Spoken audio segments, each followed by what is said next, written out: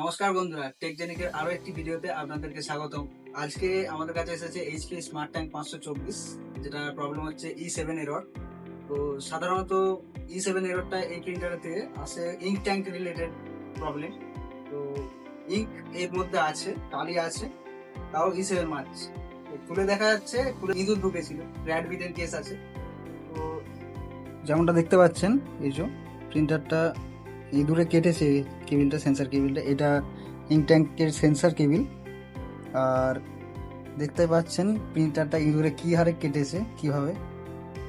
আর কি জিনিস দেখাবো, যেটা দিয়ে ইঁদুরটা ঢুকেছে, এইটা দিয়ে ইঁদুরটা ঢুকেছে এবং প্লাস্টিকগুলো পর্যন্ত খেয়ে দিয়েছে।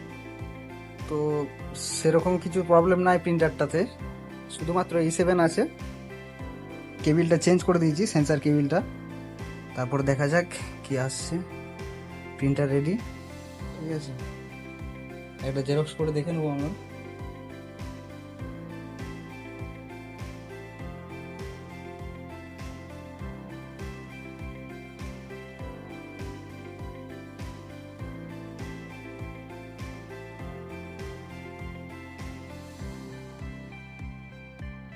ভিডিওটি যদি আপনাদের ভালো লেগে থাকে তাহলে লাইক করতে ভুলবেন না।